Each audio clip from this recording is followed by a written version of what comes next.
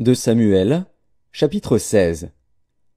Lorsque David eut un peu dépassé le sommet, voici, Tsiba, serviteur de Méphibosheth, vint au-devant de lui avec 2 ânes bâtés, sur lesquels il y avait 200 pains, 100 masses de raisins secs, 100 de fruits d'été, et une outre de vin.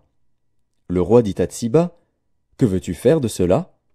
Et Tsiba répondit, « Les ânes serviront de monture à la maison du roi, le pain et les fruits d'été sont pour nourrir les jeunes gens, et le vin pour désaltérer ceux qui seront fatigués dans le désert. » Le roi dit, « Où est le fils de ton maître ?»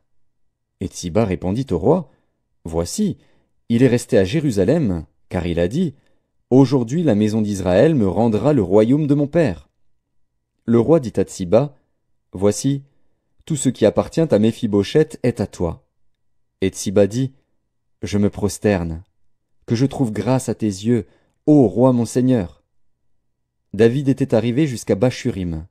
Et voici, il sortit de là un homme de la famille et de la maison de Saül, nommé Shimei, fils de Guéra.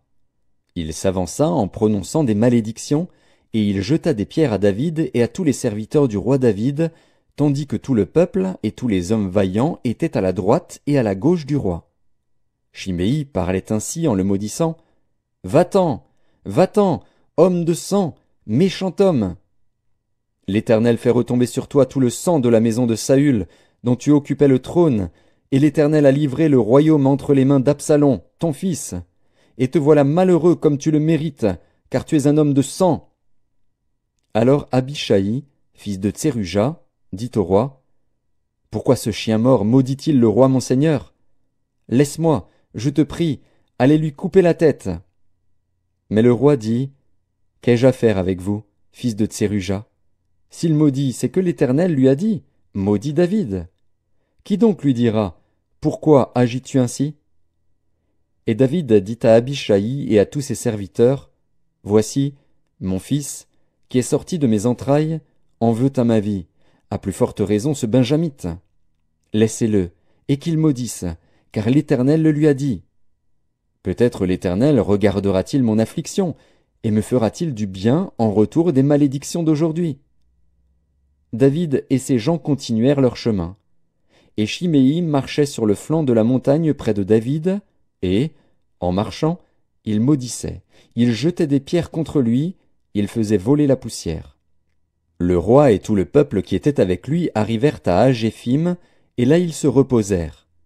Absalom et tout le peuple, les hommes d'Israël, étaient entrés dans Jérusalem, et Achitophel était avec Absalom. Lorsque Hushai, l'Archien, ami de David, fut arrivé auprès d'Absalom, il lui dit, « Vive le roi! Vive le roi !» Et Absalom dit à Hushai, « Voilà donc l'attachement que tu as pour ton ami. Pourquoi n'es-tu pas allé avec ton ami? » Hushai répondit à Absalom, « C'est que je veux être à celui qu'ont choisi l'Éternel et tout ce peuple et tous les hommes d'Israël, et c'est avec lui que je veux rester. D'ailleurs, qui servirai-je? Ne sera-ce pas son fils? Comme j'ai servi ton père, ainsi je te servirai. » Absalom dit à Achitophel, « Consultez ensemble, qu'avons-nous à faire? » Et Achitophel dit à Absalom, « Va vers les concubines que ton père a laissées pour garder la maison. Ainsi tout Israël saura que tu t'es rendu odieux à ton père, et les mains de tous ceux qui sont avec toi se fortifieront. » On dressa pour Absalom une tente sur le toit, et Absalom alla vers les concubines de son père, aux yeux de tout Israël. Les conseils donnés en ce temps-là par Achitophel avaient autant d'autorité que si l'on eût consulté Dieu lui-même. Il en était ainsi de tous les conseils d'Achitophel, soit pour David, soit pour Absalom.